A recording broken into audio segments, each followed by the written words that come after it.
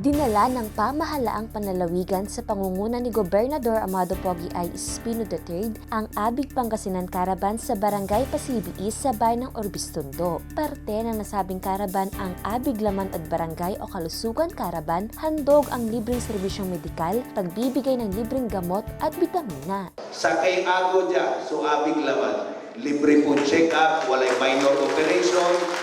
Nusarap to ang aming libre tamban. Pero sa request ko labat, nung nangyari, i-text yun rin kabaluyan tayo, rin kanayin tayo, rin kumari tayo, kumpare. Please, i-text nyo po sila, isang araw po ang Abig Laman dito po sa barangay natin. Malaking tulong naman ang nasabing programa sa mga residente dito, lalo na ngayong panahon ng pandemya. Malaking tulong po sa amin yung mga inilapit nila na serbisyong medical po sa amin kasi hindi po kami nakakaano nang sa hospital kasi yung sa financial nga buti na lang dito nilapit ni Gob libre na, malaking tulong po sa amin. Ang Abig Pangasinan Caravan ay umiikot sa mga bayan, syudad, partikular sa mga malalayong barangay sa probinsya upang ihatid ang iba't ibang programa na makakatulong sa bawat Pangasinense. Imagine nyo labat lang, 1,333 sa terong barangay at terong probinsya na Pangasinan.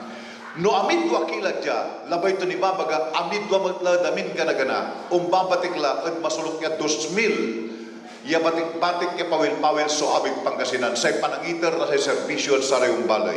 Antayo aya so Abig Pangasinan aliwalabat jad balay no Orbistondo nagagawa. Lagi inged ng tirong Pangasinan.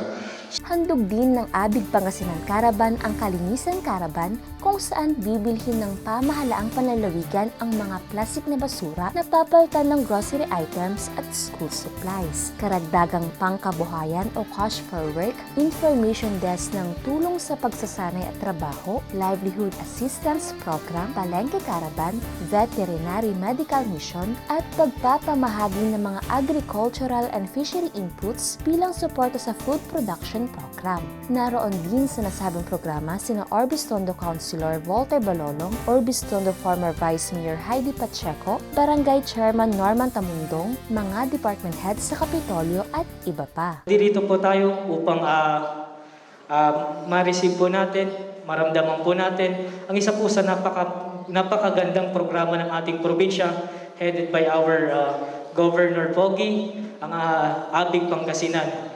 Ni bagang ya dyan sayan kabwasan, maswerte tan marat dakep. So in loob na balon taon, dyan balay tayo Orbistondo, laut ladya at Barangay Pasibi East, tadyada in Dapo na provincial government, so sa flagship program daya tatawag ay Abig Pangasinan. Salamat sir, pang-aawit yun na serbisyo yun at kada barangay. Liza Ivana Ferrer para sa Capitol News TV.